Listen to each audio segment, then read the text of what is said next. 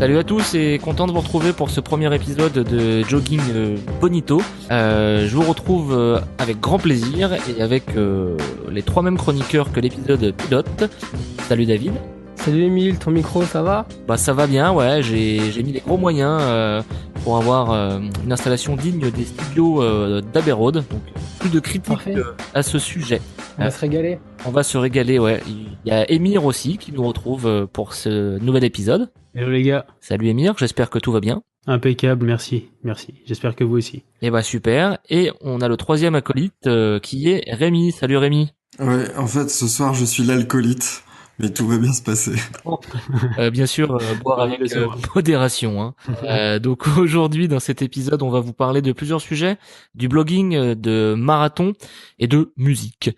Tout un programme, je vais laisser les chroniqueurs vous en parler plus en détail. Je vous propose qu'on commence de suite avec tout ce qui concerne les marathons. Vas-y Émir, si t'es prêt, c'est à toi. Alors j'aurais pas la prétention de vous parler de tout ce qui concerne les marathons puisqu'on a qu'une chronique, je pourrais passer ma vie sinon. La question que je vais aborder c'est tout simplement une question qui concerne la quantité de marathons qu'il est possible de faire par an. Donc on a une grande phrase très connue lorsqu'on s'intéresse au marathon qui est 2 marathons par an, pas plus. Et ça me tenait à cœur de revenir là-dessus parce que j'ai voulu m'intéresser à pourquoi cette quantité qui paraît arbitraire en apparence. Pourquoi est-ce qu'on véhicule en fait dans le running cette quantité maximum et pourquoi est-ce qu'on pourrait pas s'intéresser à plus? Parce que comme vous le savez peut-être si vous me connaissez un petit peu, j'espère que vous me connaissez, je fais plus et je voulais savoir pourquoi est-ce que on véhiculait énormément l'idée que c'était trop et qu'il y avait vraiment des problèmes, enfin qu'il pourrait y avoir des problèmes à faire davantage. Donc je voulais un petit peu nous ouvrir à tout ça. Donc maintenant que j'ai fait cette petite intro, je me lance sur la chronique. Si tu t'es intéressé au marathon, t'as forcément déjà entendu cette phrase. 2 marathons par an, pas plus. Que ce soit sur un forum, un groupe Facebook, sur Twitter, à la machine à café ou pire encore chez ton médecin, tu l'as entendu. Si t'es un peu du genre à te poser des questions, les suivantes te sont venues immédiatement. 2 marathons par an, sinon quoi ? En se préparant comment ? Et pour atteindre quel objectif ? Et qu'est-ce que je fais entre les deux ? Ces questions sont d'autant plus pertinentes lorsqu'on apprend le récent exploit de Ben Smith et ses 401 marathons en 401 jours. Cette idée fait partie des moultes conseils aussi bateaux que génériques que l'on peut recevoir lorsque l'on débute sur la question du marathon. Comme toute idée implantée au cours d'une phase d'éducation, ce conseil, par la force des choses et sans nécessairement creuser le sujet, devient l'un des codes indérogeables du running. Une bonne pratique absolue que seuls les hérétiques, les inconscients ou les kékés se risqueraient à ne pas suivre. Je profite de cet instant pour passer un grand bonjour à mes amis les kékés du bocage qui courent énormément, que ce soit du marathon, du 100 km ou tout type d'ultramarathon. Mais moi, j'ai toujours été du genre à me poser des questions. Je n'aime pas prendre pour acquise une vérité si l'on ne me confie pas un brin d'explication convaincante. C'est la raison pour laquelle j'ai pensé essentiel de m'intéresser à l'origine de cette idée, en tâchant de comprendre qui l'a pondue et ce que cette personne a voulu dire. Je vous livre ici ce que j'ai pu trouver sur le sujet et qui nous offrira peut-être une autre vision moins diabolique de la quantité en marathon. Commençons par les bases. 2 marathons par an, premier lien de Google, un article de Le Pape Info dont je vous lirai la première phrase qui annonce la couleur. Ouvrez les guillemets, préparer sérieusement un marathon nécessite un minimum de 12 semaines d'entraînement. Vous avez bien compris, si vous ne faites pas ça, vous êtes un mariole. Bon, tout du moins, pas sérieux quoi. Dès les premières lignes, on admet que la prépa longue et rigoureuse est la seule voie valable vers un marathon. On est bien parti. Les paragraphes suivants nous expliquent que ces 12 premières semaines doivent être suivies de 2 semaines d'arrêt complet, puis 2 semaines de reprise mollo qui nous amènent à 16 semaines pour un marathon. Divisons 52, soit le nombre de semaines dans une année par 16, le nombre de semaines nécessaires pour un marathon selon l'article. Je vous épargne le calcul, 3,25. Pourquoi donc pas 3 marathons par an ? C'est là que l'on arrive à l'apogée de l'information délivrée par cet article dont je vous lis un extrait. Ouvrez les guillemets. Les retours d'expérience nous prouvent qu'un coureur peut réellement aller chercher une performance de pointe uniquement sur 2 marathons annuels. Cette phrase, en plus de me donner des boutons en parlant de retours d'expérience évidemment non sourcés, a le mérite de nous apprendre une chose. Le but avoué de cette quantité de 2 est bel et bien la performance maximale. On ne parle pas de santé. Le seul risque à oser s'aventurer à davantage serait donc de ne pas courir au maximum de sa performance. On part donc du principe que le coureur, entre guillemets sérieux, de marathon, recherche nécessairement à claquer son RP lorsqu'il décide de s'aligner au départ. Que dire donc de ceux qui s'y engagent pour voyager, pour prendre une revanche sur la vie, pour rendre visible une cause qui leur tient à cœur, pour collectionner, pour s'évader, pour effectuer des sorties longues ou pour se transcender. Pour apporter une diversité de sources et toujours de qualité à ma chronique, je suis allé chercher de l'information sur l'un des plus gros repères de trolls français spécialisés en course à pied, j'ai nommé le forum courseapied.net. Décoré d'un design rappelant les débuts du web, il offre l'anonymat parfait et ne nécessite pas d'inscription à quiconque veut contribuer. Voici quelques paroles de coureurs que j'ai pu extraire et que je me permettrai de commenter. Commençons par ce coureur qui fait tout simplement dans la prépa conventionnelle en accord avec l'article. Ouvrez les guillemets. Avec le foncier, la vitesse à travailler, les 2 mois de prépa, la récupération, 2, c'est déjà pas mal du tout. Pourquoi pas? Sans transition, enchaînant avec un troll au niveau 62. Il n'y a pas que ça dans la vie. Au-delà d'un certain nombre, il vaut mieux consulter un psy. Un autre troll qui plus est puriste de haut niveau, citant un coureur connu pour ses enchaînements peu ordinaires. Tu as l'exemple d'un type de la personne pas performante qui aligne inutilement des longues courses, histoire de dire je suis hors norme alors que c'est plutôt hors de forme. 2 marathons, c'est pour avoir le temps de vraiment le préparer et le récupérer. Après, tu peux en aligner des tonnes sans rien faire. Ce troll, qui dévoile certainement la pensée de nombreux coureurs endurcis, pense fermement que tout ce qui n'est pas performance est inutile. Cette fermeture d'esprit me désespère, à tel point que je lui infligerais bien le visionnage des 1h45 de Thor des géants tout récemment sortis sur les YouTube de Zinzin Reporter. Ou plus récemment, la Diagonale des Fous, en 1 demi-heure, de l'ami Joe. Même sur ce forum où les intervenants mettent en second plan les règles de base d'une communication efficace, tous semblent d'accord pour dire que ce conseil générique ne s'applique que dans l'un des 3 cas suivants. 1. L'on pratique des prépas conventionnels, c'est-à-dire suivant un plan d'entraînement codé sur X semaines avec un objectif chrono à la clé. 2. L'objectif avoué est effectivement de claquer un RP ou un excellent chrono. Et 3. On veut tout optimiser et mettre toutes les chances de son côté pour claquer ce RP ou cet excellent chrono. Ce qu'il y a donc à retenir, c'est qu'une idée qui à l'origine est certainement extraite d'une réflexion générale sur le nombre de marathons par an qu'il est raisonnable de courir, dans le cadre d'objectifs de vitesse bien définis, est malheureusement, à force d'être véhiculée, résumée par les 4 mots limitants et dépourvus de sens qui se répandent plus vite que la fanbase de PNL, 2 marathons par an, pas plus. Malheureusement, pour certains et heureusement pour d'autres, ça n'est pas aussi simple. Je terminerai mon sujet du jour en vous invitant à vous questionner systématiquement sur tout ce que vous apprenez. Vous êtes débutant ? Lisez tout et absorbez-le en gardant votre recul et votre esprit critique. Rappelez-vous que des conseils sont par définition génériques et autorisez-vous surtout de ne pas les suivre lorsque vous volerez de vos propres ailes dans la pratique de votre sport. Vous êtes confirmé ? Essayez de ne pas être trop affirmatif car ce que vous direz pourra rapidement être perçu par les débutants comme des vérités absolues. Tâchez de ne jouer du conseil générique qu'en prenant bien soin de les décrire comme tels et non comme des vérités universelles qui sont un danger pour le savoir, le progrès individuel et l'ouverture d'esprit. De plus, ils pourraient nourrir la prochaine génération de trolls puristes et leur expertise fictive basée sur la connaissance des codes universels du running.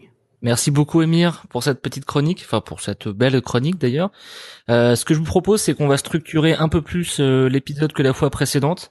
Je vous passerai la parole chacun à votre tour, David et Rémi pour commenter cette chronique, et Émir si tu as d'autres commentaires ou réponses aux commentaires de tes collègues. Je vais commencer moi par commenter cette chronique que je trouve assez complète, qui est pas sectaire, on va dire. On sait bien que dans le running il y a pas mal de dogmes. Moi, j'avais plusieurs questions. Quand on parle de 2 marathons par an, est-ce que c'est 2 marathons la distance ou les épreuves? Je pense à un coureur de 100 km qui équivaut à plus de 2 fois la distance marathon. Quand on a couru un 100 km, est-ce qu'on doit en faire qu'un par an ou est-ce qu'on peut en faire plusieurs? Là, on peut trouver un petit peu tout sur la question du 100 km sur Internet. Mais comme le 100 km est une discipline qui est vraiment rare et assez peu documentée, disons que le grand public ne se pose pas vraiment ce genre de questions. On n'a pas ce type de phrase limitante sur le nombre de 100 km qu'il est possible de courir ou pas par an. Donc l'épreuve du 100 km est trop marginale et donc a réussi à échapper à ce genre de vérité générale dont le marathon a été la cible parce qu'il est devenu populaire. Après, en ce qui me concerne, je pense qu'il est possible d'enchaîner plusieurs 100 km dans l'année, mais bien sûr seulement si on ne les court pas vraiment à fond, parce que le temps de récupération est vraiment important lorsqu'on décroche une performance sur la distance. Ouais, non, mais je suis assez d'accord avec ce que ce que tu viens de dire, hein, c'est bien sûr, c'est chacun court comme il lui plaît. On n'est pas forcé de courir un marathon pour faire une perf ou un RP.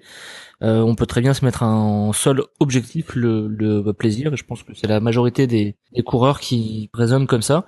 Je précise juste que ton conseil, donc 2 marathons pas plus par an, c'est valable pour les hommes et pour les femmes. Je veux pas que le catalogue de... Oui, alors ce n'est pas mon conseil, hein. C'est au contraire un conseil que je critique énormément. Et oui, c'est valable pour tout le monde. Bon, très bien.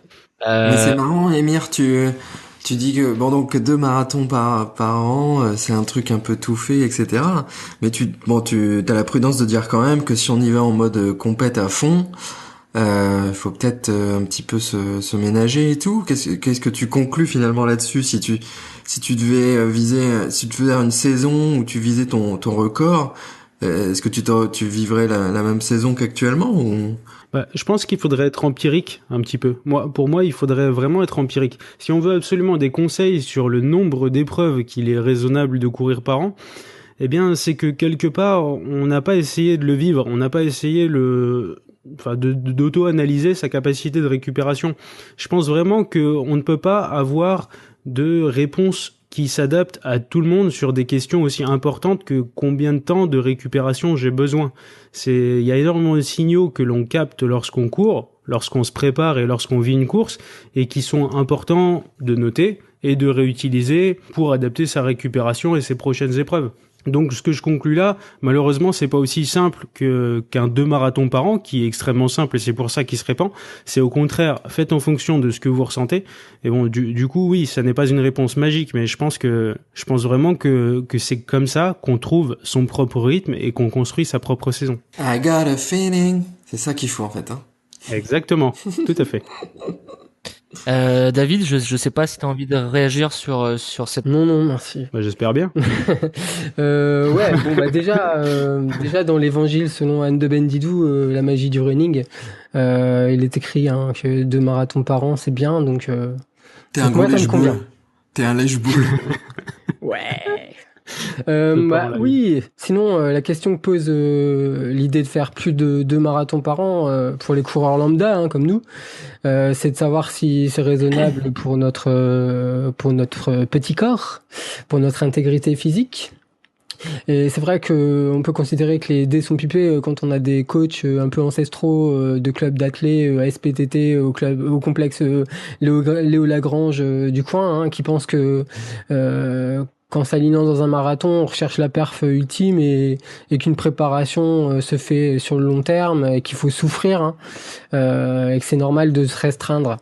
Moi, l'autre jour, j'ai rencontré un vétéran sur un entraînement et qui me doublait et il me racontait, on a pu papoter un peu, il me racontait qu'à 57 piges, il faisait monter encore le cardio à 185. Et quand je lui ai dit de faire attention, il m'a lancé un regard tueur en disant qu'il préférait claquer en courant plutôt qu'en attendant que ça arrive assis sur une chaise à s'emmerder. Donc c'est un passionné qui a décidé de composer avec les risques que ça comporte, de courir vite à son âge. Ça peut paraître choquant pour beaucoup de gens, mais personnellement, j'ai pas envie de préjuger sur les raisons pour lesquelles courir lui tient autant à cœur. C'est son mode de vie et j'ose imaginer qu'il connaît un minimum ses limites et qu'il joue pas avec le feu en permanence. Il a sans doute son instinct de protection et voilà. Un médecin évidemment lui conseillerait de courir peut-être peinard une fois par semaine, mais visiblement lui se sent capable de faire un peu plus, donc très bien. Après, on entend souvent des exploits du type il court 2 marathons par jour pendant 8 ans, etc. Des personnes qui tentent des choses un peu exceptionnelles. Moi, je trouve qu'on peut les admirer pour ce qu'ils réalisent et ça veut pas dire nécessairement que c'est bon pour tout le monde ou qu'on pense que c'est bon pour tout le monde.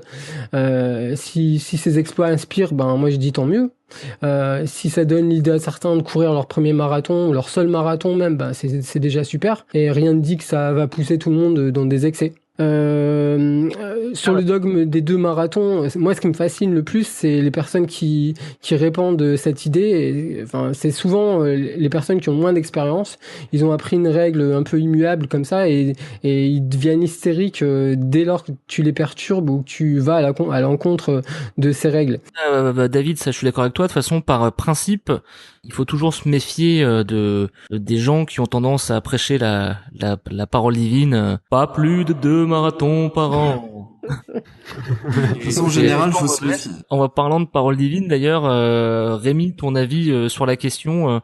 Rémi fait partie du corps médical, comme on dit, donc il va pouvoir nous apporter peut-être plus d'infos. Ah, enfin, on demande l'avis à quelqu'un d'intelligent. Ça me fait plaisir. Voilà. Bon, je suis quand même d'accord avec le fait qu'en général, faut se méfier des généralités. Hein. Bon, restez assis ou arrêtez votre jogging. Ralentissez si vous êtes en voiture parce que la vérité risque de vous frapper de plein fouet.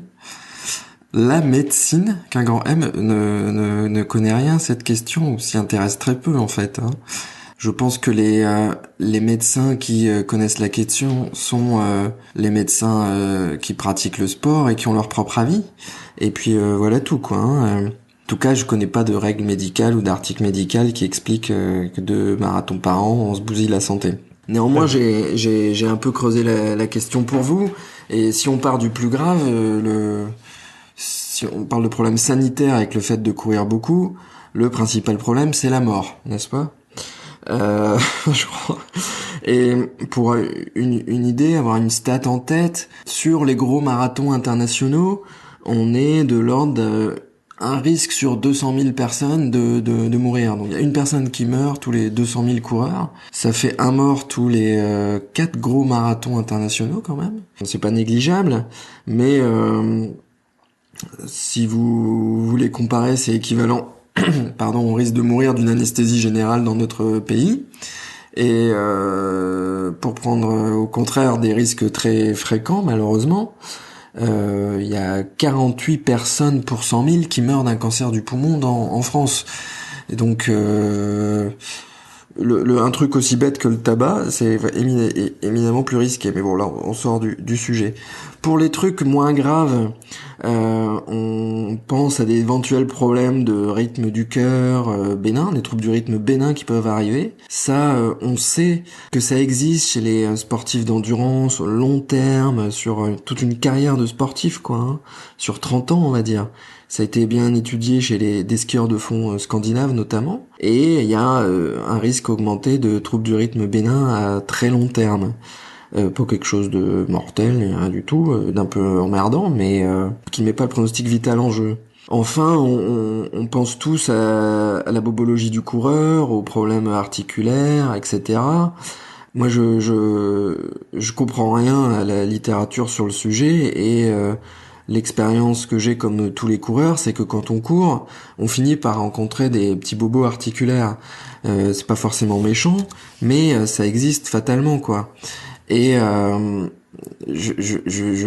tout cas, je pense et j'ai lu que la course à pied était moins dangereuse pour nos articulations et qu'on était moins à risque de faire de l'arthrose en pratiquant la course à pied qu'en faisant du football ou du ski ou des autres sports de pivot comme ça. Et Rémi, si je peux me permettre quand même de te couper, et je pense que je vais dire la même chose que toi. Après voilà, si on veut pas se blesser, si on veut pas mourir, si on veut pas avoir d'accident ou autre, on fait plus rien et puis voilà, on est tranquille et puis on décédera de surpoids ou d'obésité ou autre. Donc non mais je pense que tu es d'accord avec moi. Donc, non, je suis pas d'accord. Non mais il faut que les gens arrêtent de toute façon par principe, toutes les choses faites avec excès ne sont pas bonnes. Le tabac avec excès, c'est pas bon, même sans excès, c'est pas terrible. Voilà. Demain une compote de pommes, la chose très saine, même bio, même L6, si t'en manges 20 par jour au même nombre qu'une personne fume de clope, je pense qu'au bout de 30 ans, t'auras aussi pareil des soucis. Et pour le running, c'est pareil. Ouais. Mais alors là, le truc, c'est justement sans sombrer dans la caricature, jusqu'où peut-on pousser le curseur la globalité, la majorité des êtres humains pour ne pas prendre de risques. Et je trouve quand même que la question du nombre de marathons par an, pour ça, elle est intéressante. Est-ce que je peux faire que 2? Est-ce que je peux aller à 10? Est-ce que je peux aller à 20 sans prendre de risques? Est-ce que je peux en faire que 5?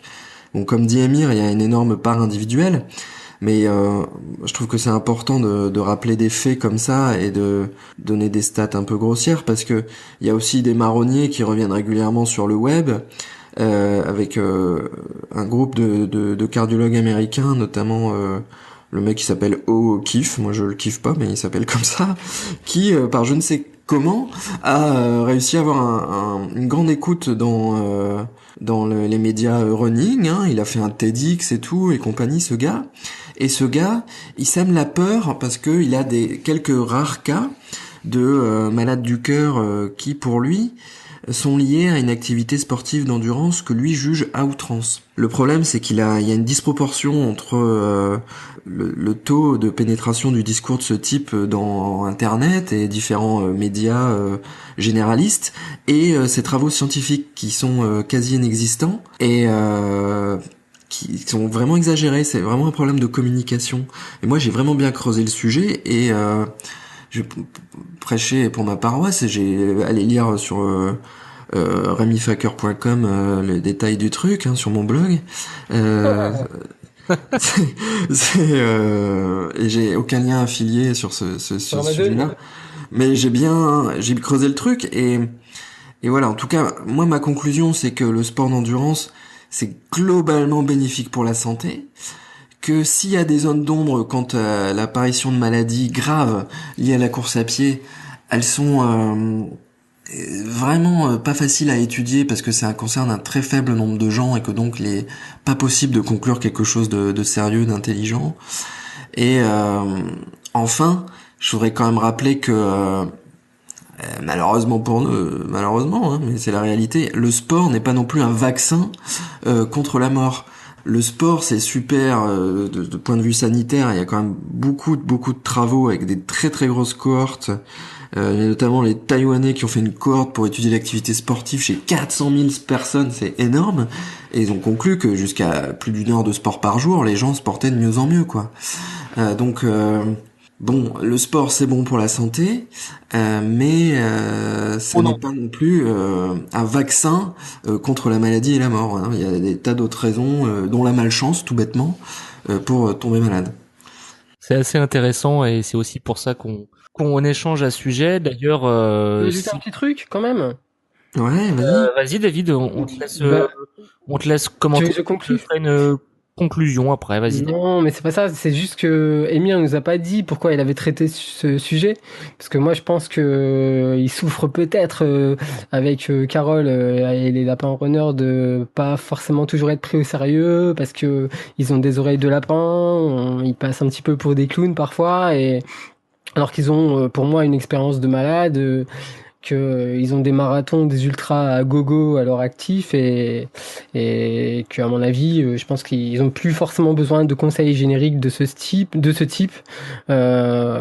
pour boucler un marathon, quoi. Mais voilà, j'aimerais bien que tu nous dises en un mot, Émir, pourquoi tu as traité ce sujet finalement. Alors, c'est vrai ce que tu viens de dire, David. Il arrive que on nous prenne pour des kékés, évidemment. C'est aussi pour ça que je le dis dans la chronique. Mais c'est pas vraiment ça la motivation de cette chronique. C'est vraiment au sens large de prendre garde aux conseils génériques. Je trouve que même au-delà du running, ça s'applique. On a tendance vraiment à lire des phrases choc sur le net qui apparaissent comme des vérités absolues. Quand on est débutant, on aime bien s'accrocher à ce genre de choses qui sont faciles à retenir et les ressortir à tout va. Donc pour moi, c'est vraiment remettre ça en question et également attaquer la suprématie de la performance. Je pense que c'est essentiel aujourd'hui de prouver que la dictature du coach du club n'est plus la seule motivation pour courir et remettre donc en question ce dogme de 2 marathons par an, puisque, comme on l'a vu dans la chronique, il est directement lié à des problématiques de performance. Et aujourd'hui, il y a énormément de coureurs hors stade, même pas licenciés, qui ne cherchent plus la performance, qui cherchent par exemple le voyage ou encore la visibilité pour une cause qui leur est chère, qui peuvent parcourir la distance marathon de très nombreuses fois par an, sans risque particulier pour leur santé, dès lors qu'ils maîtrisent ce qu'ils font et qu'ils maîtrisent les signaux qu'ils ressentent. J'ai quand même après vous avoir rassuré et dit qu'on n'allait pas mourir en faisant 3 marathons par an, normalement, selon les stats en tout cas, hein.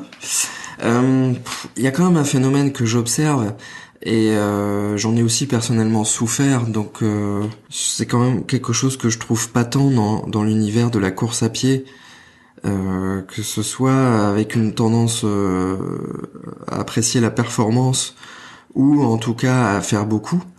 Moi voilà, j'ai été complètement époustouflé par ce que vous faites avec Carole, le volume de trucs que vous arrivez à enchaîner dans la bonne humeur et sans prise de tête. Mais moi, je fonctionne pas tout à fait pareil. Et quand j'ai voulu me donner des bons défis, je me mettais la pression. Et je crois que c'est quand même quelque chose qui est très répandu. En course à pied, on a besoin pour relever des gros objectifs, de quand même fournir un bon volume d'entraînement. On a envie de bien faire, j'ai envie de dire c'est des poncifs de la société, mais il y a une espèce de compétition pour peut-être en faire aussi de plus en plus, pour exister. C'est devenu banal de faire un marathon, donc on pousse le curseur, on va faire un ultra, on enchaîne les ultras, et puis ils sont tellement beaux que on veut pouvoir raconter aux copains, ah ouais, moi j'ai fait celui-là, il est vachement beau, tu as pas fait, ouais, t'as vu. Et donc d'exister par la singularité d'avoir fait un autre ultra que les autres n'ont pas fait. Et il y a quand même des témoignages réguliers dans la vraie vie et relayés sur le net de gens qui dépriment de vouloir trop en faire, quoi. Qui, une fois qu'ils ont atteint leurs objectifs, sont dans une espèce de phase down où ils disent merde, voilà, qu'est-ce que je fais maintenant? Je suis le bec dans l'eau. En 4 ans, j'ai écumé toutes les plus belles courses qu'on pouvait imaginer. Et ou des gens qui pètent un peu les plombs parce que ils ont à cœur de bien faire leur boulot, leur vie de coureur, leur vie de famille, ils veulent en plus faire de la PPG et manger sain, et au bout d'un moment ça craque, quoi, le truc se fissure parce que on veut tout faire trop bien.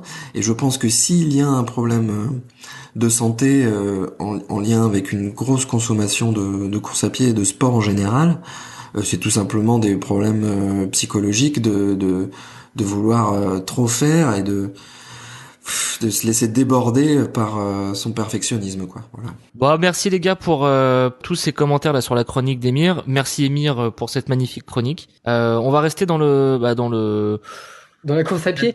De la course à pied, parce que je crois que c'est un peu le concept du podcast, donc ça tombe bien, avec David qui va nous parler de musique.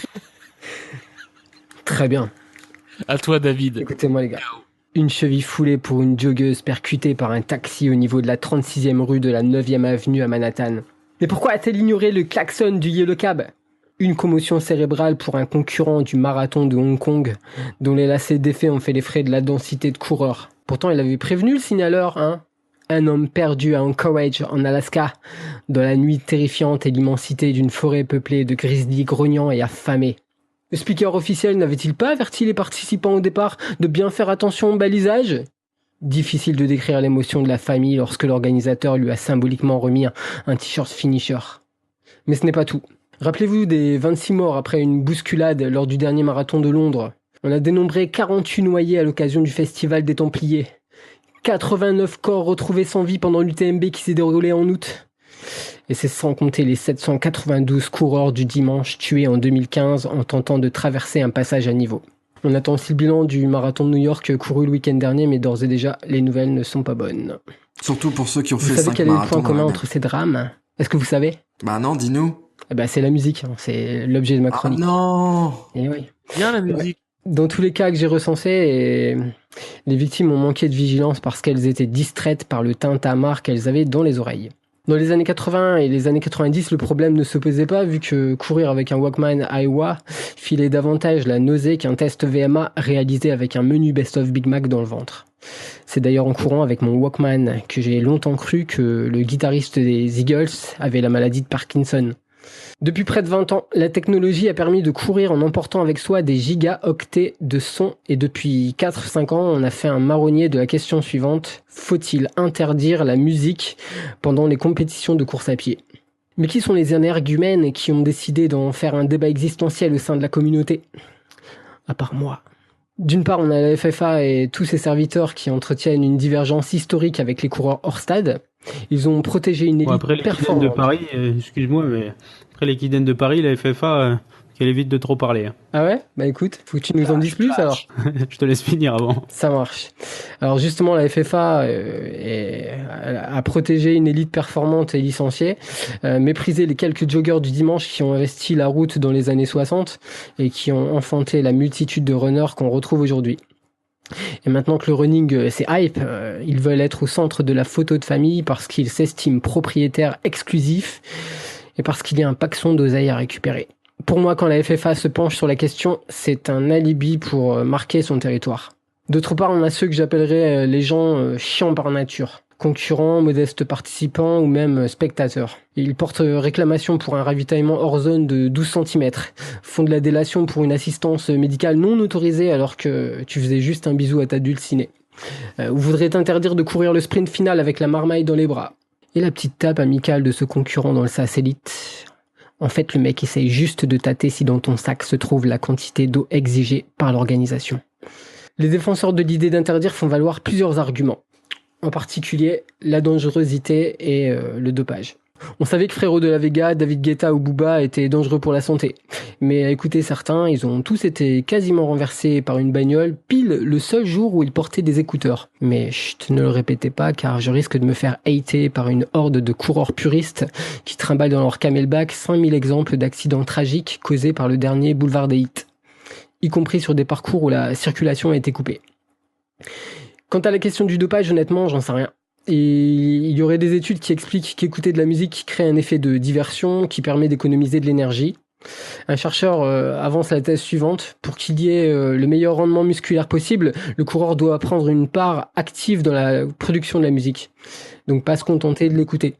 Je crois que Rémi nous en parlera après. On fera un bref commentaire dessus, Rémi. Oui, une thèse. Donc c'était un peu comme si la foulée du coureur était la manivelle d'une boîte à musique. Vous voyez un peu? Pas très pratique. Puis quand les deux arguments sont épuisés, vient celui du respect des autres coureurs ou celui de la convivialité. On connaît ces arguments. Comme s'il était impossible dans un marathon d'alterner 30 minutes de Daniel Guichard et 30 minutes de papotage avec la petite blonde au joli manchon. Ouf, ma langue n'a pas fourché. Comme s'il était impossible d'écouter la radio à un volume suffisamment faible pour entendre tout ce qui se passe autour de soi. Même les éructations et flatulences des autres comme à la Saint-Élion. Il est fascinant d'observer à quel point ce débat est manichéen. Moi, j'avoue que j'ai beaucoup de mal à comprendre la position de ceux qui requièrent la tolérance zéro. Et au fond, qu'est-ce que ça peut vous foutre? Vous avez confondu votre sas avec la manif pour tous. Je le redis, la course hors stade s'est développée dans l'idée de libérer de toute contrainte les amateurs de la course à pied. Ainsi, les timides, les introvertis ou même les solitaires n'ont-ils pas le droit de faire partie de la communauté au sens large, tout en étant dans leur bulle? Sinon, ça s'appelle un club, on prend une licence, on retourne sur la piste et on fait un bond en arrière de près d'un demi-siècle. Pour ma part, il m'arrive d'associer la musique avec l'effort que je fournis quand je cours. Par exemple, j'ai une bande-son pour mes exploits personnels que je sors dans les derniers kilomètres. C'est à ce moment-là que je songe à la colère, à la souffrance, à la mort ou à l'amour. Je consacre ce temps pour ressentir toutes les vibrations. C'est mon moyen d'exprimer mes émotions. Et à travers ce rituel, je ne manque de respect à personne. Je me transcende et quelque part, je transcende mon sport. Merci David pour cette très belle chronique sur la musique. Et donc je vais faire réagir les deux autres chroniqueurs. Je veux juste quand même préciser aux personnes qui nous connaissent peut-être un peu moins que j'ai fait le suiveur pour David aux 100 km de Stenwerk. Et je me rappelle la fois où tu l'as fini, au kilomètre 50, ton Walkman est tombé en panne, donc j'ai dû chanter pendant les 50 autres kilomètres. Et grâce à ça, David a réalisé une performance extraordinaire. Donc oui, c'est du dopage. Oui, je me suis arrêté au bout de 58 km. On n'oublie pas. C'est ça. T'en avais marre au bout de 8 bornes que je chante à tutelle. C'est déjà beaucoup. Tue-tête. Ouais, c'est déjà beaucoup. On va demander l'avis de quelqu'un de médicalement connu, Rémi. Mais tu fais court, s'il te plaît. Pas une demi-heure, merci. En fait, c'est facile parce que j'ai pas l'oreille musicale, c'est pas mon truc. Mais j'ai pas pu m'empêcher de faire le rapprochement avec mon ami Bilout qui aimait copuler sur les Eagles, donc ça m'a rappelé des bons souvenirs de ma vie étudiante, mais à part ça, pas grand chose en lien avec la course à pied. Non, si, en réalité, une anecdote, une petite historiette, hein. C'était le Trail des Aiguilles Rouges. Je pense que c'était ce que j'appellerais mon premier vrai trail. J'étais au bout de ma vie, comme disent les jeunes aujourd'hui. C'était en haut de la Tête Noire ou le Prarion avant de redescendre sur les Ouches. J'étais persuadé qu'il y avait un ravito. J'étais complètement cramé. J'ai vraiment des douleurs de partout. C'est une course difficile, hein, les aiguilles rouges. C'est une course qui... Jeu de mots. Ok. Et j'ai honte. Dieu te pardonne. Et j'ai fait un truc que j'avais prévu en tant que backup parce que je suis comme ça, je suis un mec qui prévoit. J'ai prévu ma playlist, comme l'expliquait David, punchy, et j'ai mise dans mes oreilles et j'ai fait une descente sur les Ouches qui était magique. J'avais plus mal nulle part et j'étais vraiment complètement sur un nuage, à tel point qu'aujourd'hui, ce moment extraordinaire où on dit qu'on est dans le flux, là, ce que recherchent un peu tous les sportifs qui sont vraiment paroxysme du plaisir dans leur sport, c'est aujourd'hui pour moi un moment clé quand ça va pas, dont j'essaye de me souvenir pour me relancer. Donc je ne suis pas musique au quotidien dans ma pratique, mais j'ai d'excellents souvenirs grâce à la musique. Non mais après je suis assez d'accord avec toi. De toute façon, moi je suis le mec qui est d'accord avec tout le monde, je ne me mouille pas, comme vous avez pu le constater. Non mais le gros avantage de la musique, alors de là à dire que c'est du dopage, là je crois que les gars ils y vont un peu fort. Mais je parle pour ma petite personne, quand je cours, ça a tendance à me sortir de la tête le fait que je cours, que je suis essoufflé, que je suis au bout de ma vie, comme tu dis, que j'ai mal aux jambes, qu'il pleut, qu'il fait froid, que les gens me regardent bizarrement parce que je suis à la rue. Donc non, c'est quand même hyper sympa de pouvoir courir en musique.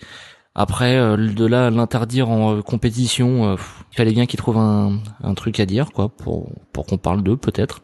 Peut-être que Émir aura un avis peut-être un peu plus tranché sur la question, comme c'est peut-être celui qui court le plus de nous tous en ce moment. Oh, ça m'étonnerait que je sois celui qui court le plus, mais c'est pas l'objet. J'ai un avis, ouais, effectivement assez tranché sur la question. Je comprends vraiment pas du tout le fait d'interdire à tout le monde les écouteurs sur les compétitions. Je trouve que les personnes qui sont susceptibles de scorer et qui donc seraient susceptibles de bénéficier d'un dopage sont des personnes qui de toute façon n'écoutent pas de musique parce que la masse d'un lecteur MP3 est justement trop importante pour l'optimisation qu'ils font, qu'ils pratiquent, justement pour être performants. Non, parce que tu parles de la masse du lecteur, je pense que ça avoisine facilement le poids de leur paire de chaussures. Eh oui. Voir si on prend un Kenyan le poids de la totalité de ses vêtements, même si c'est un iPod Nano. Les types ont vraiment rien sur eux. Et donc les seules personnes qui bénéficieraient de ce dopage sont des personnes qui de toute façon n'écoutent pas de musique. Toutes les personnes qui ne risquent pas de grappiller des places aux autres, ce sont les 99% des coureurs en fait. Eux, pourquoi n'auraient-ils pas droit d'écouter de la musique pendant une compétition, s'évader un petit peu, ou tout simplement se permettre de passer le temps plus vite, ou tout simplement, comme tu disais David, pour revenir sur les raisons pour lesquelles tu écoutais, enfin ressentir un petit peu les émotions ou associer les émotions des musiques à des moments de course. Voilà, donc moi clairement je ne comprends pas du tout cette position. Quelqu'un qui veut écouter de la musique sur compétition, je vois pas pourquoi il ne pourrait pas.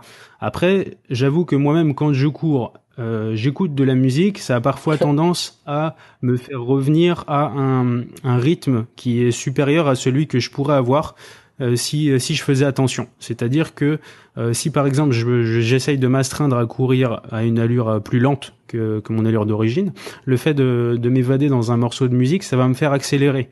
Ça a tendance à le faire. Mais dans tous les cas, ça ne me ferait pas accélérer plus que ce que je suis capable de fournir. Ouais. Donc dans tous les cas, ça n'est pour moi pas du dopage. Ouais, mais ça c'est parce que t'écoutes du Maria Carré. Non. C'est pour ça, exactement. C'est précisément ça. Mais il faut dire aussi que personnellement, j'ai couru un semi-marathon avec Émir et on écoutait 1h30, 1h29 de musique.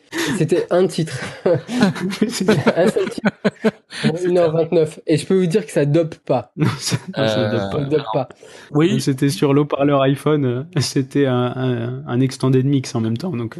Après, je sais pas vous, mais de toute façon, sur distance courte, pour ma part, je suis tellement dans le rouge que j'ai beau me mettre de la musique, je l'entends plus. Hein. Enfin, voilà quoi. Moi, je suis un excellent point. Moi, si tu veux. À la limite, l'hiver, ça me sert de cache-oreille quand il fait froid, quoi. Mais c'est tout. Moi, la musique sur une distance courte, genre sur un 60 km par exemple, ça m'a fait quand même passer de la 12 800e place à la 12 799. Je pense que le mec que j'ai doublé, qui lui n'écoutait pas de musique, il était peut-être un peu vénère et il a peut-être voulu faire recours auprès des hautes instances. Non, mais enfin, il faut être sérieux un peu, quoi. On laisse les gens faire un peu ce qu'ils veulent. S'ils veulent écouter de la musique, qu'ils écoutent. S'ils ne veulent pas, bah qu'ils n'écoutent pas. Et que j'en ai marre qu'on ait tendance à être dans une société où les gens te disent ce que t'as le droit de faire ou ce que t'as pas le droit de faire sur un sport que je trouve qui est hyper perso. Quand tu cours, c'est surtout pour toi, c'est pas pour les autres. Donc, si tu veux courir avec de la musique, bah tu cours avec de la musique. En tout cas, je voulais quand même insister sur l'ingratitude pour moi des coureurs qui pour la plupart du temps sont même pas licenciés à FFA, qui épousent la cause de ceux qui veulent tout interdire. Comme si c'était normal, comme s'il fallait tout réglementer, alors que, je le répète, à l'origine, le hors-stade, c'est un maximum de liberté. Ouais. Pour moi, c'est de la trahison, quoi. Bande de collabos. Bah non, mais bon, Entièrement d'accord. je vois pas en quoi ça les dérange surtout, quoi. Mais il y a un petit côté. Je reviens rapidement, David. Tout à l'heure, je t'ai interrompu pendant ta chronique par rapport à la FFA et l'Equidène de Paris. Ouais. Vraiment très rapidement. C'était un petit sarcasme, parce que sur l'Equidène de Paris, il y a eu énormément de plaintes, notamment Oui, pour ouais. les cadeaux finishers qui ont cette année, qui n'ont pas fait mouche, on va dire. Ouais, alors là, on sort un peu du sujet. On pourrait y revenir à la fin de l'épisode. Émir, si tu veux y revenir. Ah non, je comptais pas m'éterniser plus. Non, mais enfin, juste lâcher gratuitement la FFA sur ce point. Je me permets juste de couper parce que je crois que Rémi veut prendre la parole là depuis tout à l'heure. Il a sa main levée comme un petit écolier. Vas-y Rémi, c'est à toi. Bah oui, en fait, bon, je vous ai raconté une anecdote de ma life, mais j'avoue qu'il y a je vous Il y en a emmerde. pour moins de 30 minutes ou pas? Il y a une part, je viens de dire que je vous emmerde. Il y a une part de moi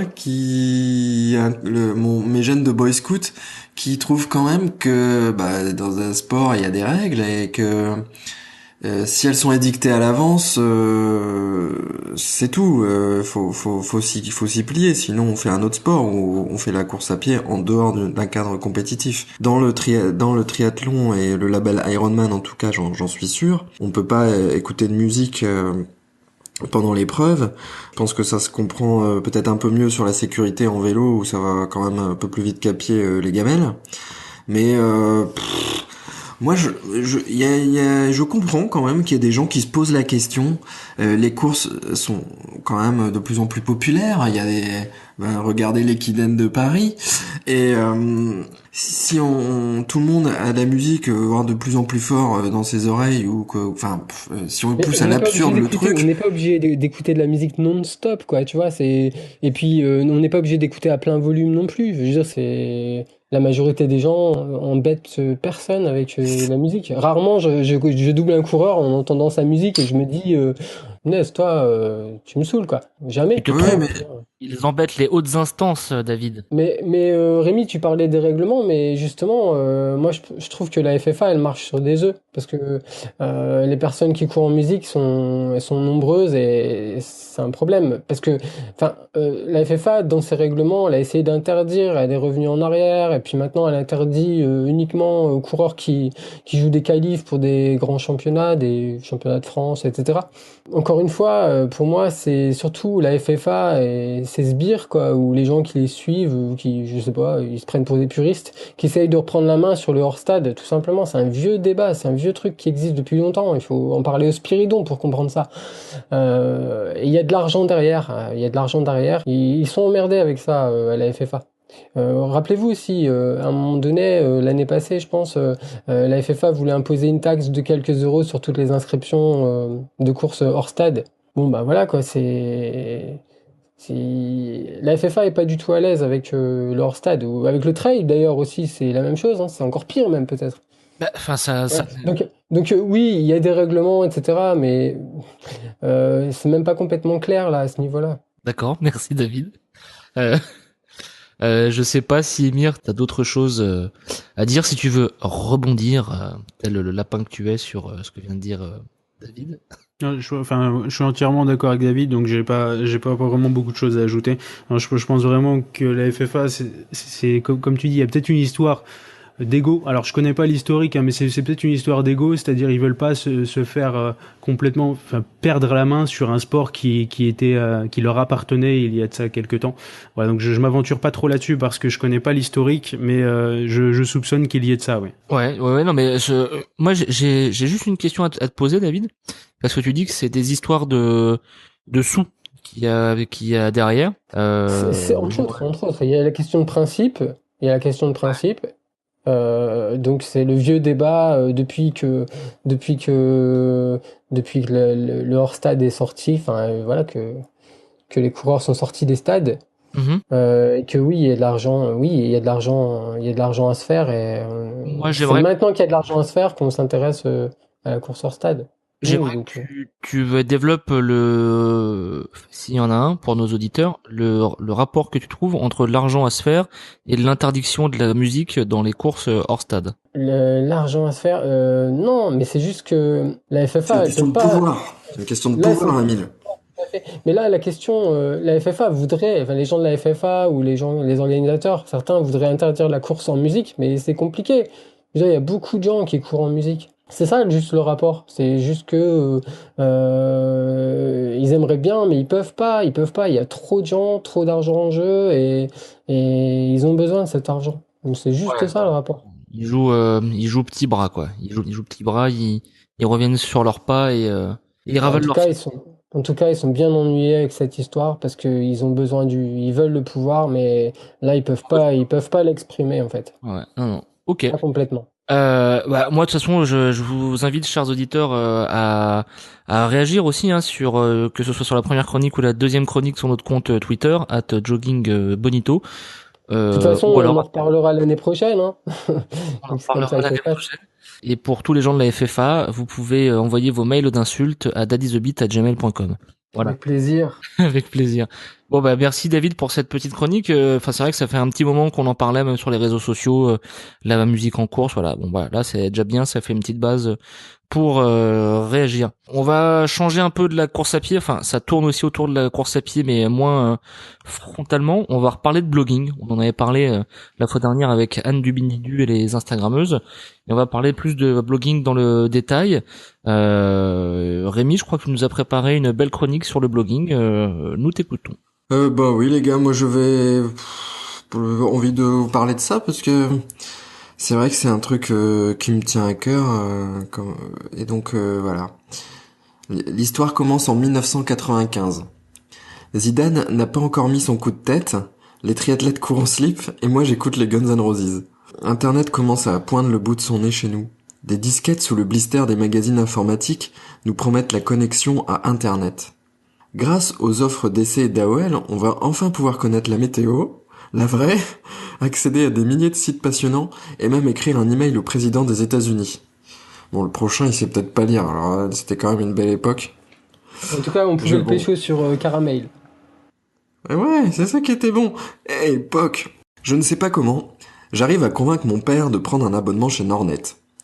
Nous nous connectons avec un modem US Robotics 56K. C'est stylé ça, non ?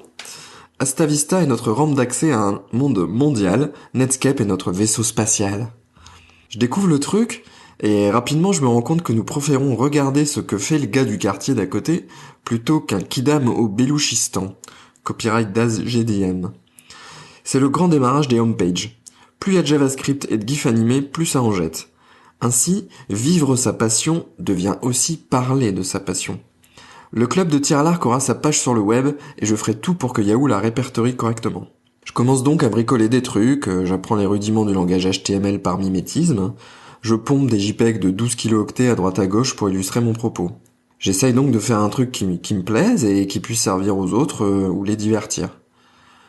Bon, j'ai du mal à me concentrer sur un sujet. Déjà à l'époque, je parle un peu de tout et de rien, de plein de choses différentes, et mon premier site sobrement appelé Ataraxia récolte quand même 6 visites par mois. J'étais jeune, ambitieux. Écoute, je t'invite à aller voir dans Universalis, c'est un gros bouquin blanc et bleu, et c'est passionnant tout ce que tu vas découvrir au sujet de l'ataraxie. D'accord, merci. Des années plus tard, m'est venue comme une envie de pisser l'idée de démarrer un blog. Le leitmotiv est simple. Partager ce que je trouve cool ou utile en espérant que Google vienne ramasser quelques trucs chez moi pour les redistribuer.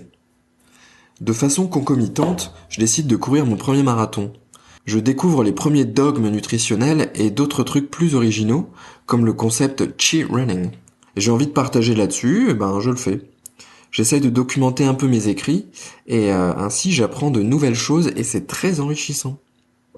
Les premiers commentaires arrivent. Ils sont rares, mais le petit pourcentage qui prend la peine de rédiger un commentaire ont des choses intéressantes à me dire. Ils me bousculent dans mes certitudes et j'apprends à écouter d'autres points de vue. Les sujets me tiennent à cœur, alors je prends le temps. De fil en aiguille, je finis par créer des liens avec certains visiteurs réguliers. Les réseaux sociaux amplifient le truc, on papote sur un réseau, on revient sur le blog, etc. Je rencontre même certaines personnes IRL. Oui, dans la vraie vie. Certaines personnes, et ce sont toujours des belles rencontres. Voilà l'un des trucs magie promis par Internet qui se révèle enfin exact. Je tisse des liens avec des gens aussi cinglés que moi, je ne suis pas seul. Alors au fil de l'écriture, les copains, les collègues et tout finissent par venir vers moi parce qu'ils se rendent bien compte que je suis passionné, et surtout lorsqu'ils ont une question sur la course à pied, ils me le demandent. Alors qu'est-ce que tu me conseilles comme basket, qu'est-ce que tu penses que je devrais prendre comme montre pour courir? J'adore causer de tout ça, alors je le fais, et puis je conclus les discussions en invitant les gens à aller lire sur mon blog pour entériner mon propos, et puis ça leur fait un truc sur lequel réfléchir et se poser tranquillement chez eux après. Alors là, en matière de matos, c'était pas trop mon truc jusqu'à présent. Je faisais des délires philosophiques sur des sujets ou d'autres, comme l'ataraxie, et là je parle de matériel. Ces billets-là, ils marchent très fort. C'est pas vraiment ce pourquoi j'avais démarré le blog, mais ça draine un public énorme. Je suis donc tenté de creuser le sujet. Je me promène un peu plus sur le web communautaire du running, et je me rends compte que le matos et le compte-rendu de course sont les deux piliers du blogging running. Finalement, je n'ai pas envie de faire un énième blog comme cela, alors je continue avec mon fourre-tout, et vient qui veut. Après tout, c'est pas ça qui me fait vivre, et je n'ai jamais aimé rapprocher mes loisirs d'une source de revenus. Alors, c'est pas maintenant que je vais commencer avec la course à pied et les baskets. J'aurais pu le faire, mais j'ai toujours refusé. Pour moi, c'est con, mais l'argent, c'est une source de tracasserie, et j'ai pas envie de m'emmerder avec ça, donc je ne fais pas. En plus, il y a un problème éthique pour moi, et ça, c'est vraiment important. J'ai envie d'écrire librement, car je veux que les lecteurs ne soient pas spoliés. En lisant des articles de blog, je crois que les gens cherchent des avis de gens comme eux, des gens qui leur ressemblent. Ils veulent pas une énième publicité. Bon, c'était une époque de grande naïveté peut-être, et aujourd'hui, les années passant, les visiteurs de blog ne sont plus dupes. Ils savent désormais qu'il y a une part de business dans cet univers. Les blogueurs sont aussi plus clairs vis-à-vis de cette démarche, c'est un peu mieux affiché. Certains prennent encore plus la lumière, il n'y a plus d'ambiguïté. Mais bon, ce monde-là n'est pas le mien. J'ai une tendance naturelle à porter un jugement de valeur négatif sur les phénomènes commerciaux. Mais bon, en vrai, osef un peu, non, tout ça. Ainsi, en vieillissant, j'attache moins d'importance à ce que font les gens, mais plus à ce qu'ils sont. C'est peut-être con, mais je crois que ça aussi c'est un truc que le blogging m'a appris. Alors voilà, quand on me demande, et même quand je me demande pourquoi est-ce que je blogue, j'ai la même réponse que lorsqu'on me demande pourquoi est-ce que je cours, parce que j'aime ça, et parce que ça me fait du bien. Merci Rémi pour ta chronique sur le blogging. Je vais pas donner mon avis directement, je vais passer la parole d'abord à David parce qu'en ce moment il est en pourparlers avec lui-même, savoir si remet avec mon pirate pour savoir si savoir si il est d'accord pour qu'on remette en ligne mon blog. Ouais, c'est vrai. Et pas des sites bizarres avec des femmes sportives, certes, mais pas dans le même sport quoi. Ouais. Bon, écoute, moi je peux comprendre qu'on a envie de s'exprimer sur un blog, c'est le droit de chacun, c'est même tout à fait louable. Écrire, ça permet de penser des plaies, enfin on connaît tout ça, il y a pas de souci. D'un point de vue, non. Mais en tout cas, même en termes de course à pied, on se fixe un objectif, on progresse, on essaye d'être assidu, de perdre du poids, etc. On partage nos expériences. Donc tout ça c'est très bien, mais maintenant mon avis c'est que les blogs c'est mort. Et ouais, c'est mort parce que mais je sais très bien, on en a déjà discuté, mon cher Émir, mais tu dis ça parce que t'as plus d'inspiration. Grave. Non, je dis ça parce que j'arrive pas à le remettre en ligne. Parce que je trouve plus les codes. Mais sincèrement, moi je pense que les premiers qui bloguent running aujourd'hui, ils se répètent ou alors ils donnent des leçons et ils donnent des leçons fort de leur expérience souvent bidon.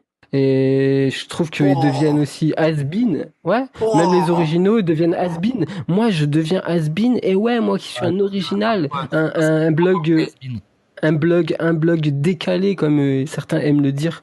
Non, mais je pense que même les nouveaux qui arrivent, il faut leur laisser la place, c'est bien, mais de toute façon, eux aussi, ils sont en train de devenir has-been.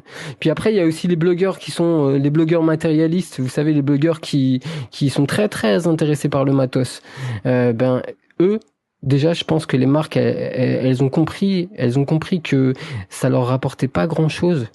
Et ensuite, comme le dit Rémi, comme le dit très bien Rémi, les lecteurs, ils sont plus dupes et ils ont flairé le business, donc ça les intéresse plus non plus. Et en plus, les blogueurs, ben maintenant ils sont nombreux, ils sont très nombreux. Ils ont pas toujours des pseudos très originaux d'ailleurs. Et enfin, il y a les Instagrammeurs, les Instagrammeuses. Eux, ils ont pris la relève. Et les marques, les entreprises de running, ben ils ont compris ça et maintenant c'est là-dessus qu'ils se focus. Et d'ailleurs, c'est un échec aussi parce que les gens sur Instagram, ils sont intéressés par leur apparence. Il n'y a pas de voilà. Ils trouvent que parfois ils trouvent que les produits dénaturent leur portfolio. Que ça, ils ont bien vu que ça leur apportait moins de likes. Ça c'est clair. Et du coup ils créent des blogs, voilà. Et puis ils se répètent, ils donnent des leçons et ils deviennent has-been. Et comme ça la boucle elle est bouclée. Donc alors ne lisez plus de blogs, fermez vos blogs et faites autre chose. Hein et voilà. Et c'est ça. Ou alors continuez à bloguer, mais arrangez-vous pour être les seuls dans votre créneau. Un blog de sport et d'hôpital, par exemple. Voilà. Oh, c'est bon, Rémi, il a de l'avenir. Non, mais là, ça fait cuisine aussi, d'ailleurs. Un blog cuisine en même temps. Là, ce que j'aime bien quand tu fais la thèse et l'antithèse, c'est qu'effectivement, aujourd'hui, on a des gens ont envie de plaider pour Instagram ou, au contraire, pour les vlogs. Des gens qui font des vidéos pour raconter ce qu'ils ont envie de dire. Et Instagram, je trouve que c'est le même problème que ce que tu dénonces avec le blogging, c'est que l'information est noyée par la multiplication des comptes et des différents blogs, et que on trouve finalement malheureusement des gens qui se recopient entre eux, et c'est un peu dommage parce qu'il y a sans doute plein de belles personnalités cachées derrière tout ça. Ouais. Et en surface, on lit des comptes rendus de courses qui se ressemblent un peu. Tout comme on voit les mêmes photos de smoothies sur Instagram. Donc, peu de respect pour les smoothies. Non, mais il y a les blogs, comme tu dis, il y a les vlogs, il y a les plogs. Ça c'est ce qu'on est en train de faire, avec un O et pas un U, hein. Attention. Restons sérieux. Plog, bah les blogs podcast, quoi. Hein. Ça, je pense que c'est le turfu. Le turfu. Et les slugs aussi, les Snapchat logs. Les slugs. Enfin, bref. Je trouve que si je peux réagir rapidement sur Instagram, je trouve vraiment que s'il te plaît, merci. Personne ne lit sur Instagram et on est d'accord. Qui c'est qui lit les descriptions des photos? Franchement, j'ai vu récemment un créateur qui disait c'est marrant, mais quand je poste une photo d'un truc du genre de mes biceps, j'ai 1 million de likes alors que j'ai écrit boum dans la description. Et quand j'écris un texte hyper intéressant et motivant et que je mets une photo de ma tête, il y a aucun like. Bah, je suis pas d'accord. Ça montre bien. Ouais, oui, d'accord. Ok. Ça existe sans doute, mais regarde chez les Instagrammeuses, Elfie, etc. Et attention, je les cite, mais c'est pas une critique, hein, pas du tout. Il a peur. Années, voilà, j'ai peur. Non, mais je respecte énormément. Mais on se rend compte qu'à un moment donné, c'était leur blog et franchement, les gens qui les suivent leurs aventures, etc.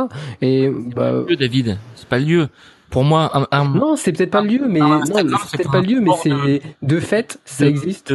Photos. Tu mets des belles photos. Mais tout à fait, mais de fait, ça existe. Il y a un moment donné, Instagram, c'est aussi devenu un blog. Et aujourd'hui, les gens sur Instagram, les Instagrammeurs et les Instagrammeuses, eh ben, elles ouvrent leur blog, C'est ça qui est rigolo.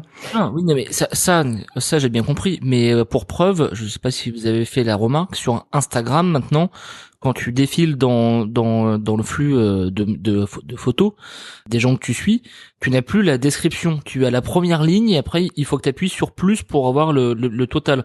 Alors qu'avant tu avais l'entièreté de la description. Donc, Ouais. donc c'est bien que c'est pas du tout un support qui est fait Non, pour c'est ça, juste quoi. parce qu'il y a plus de monde, en fait.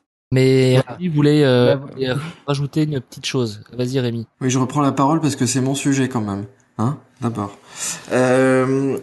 Je suis d'accord avec David quand il raconte que Instagram prend la première place aujourd'hui parce que c'est comme ça, le visuel est plus percutant, le visuel est plus rapide et tout comme on peut travailler un texte, je suis sûr que les gens qui ont à cœur de bien faire vivre leur compte Instagram travaillent leurs photos, travaillent l'environnement graphique dans lequel ils le construisent.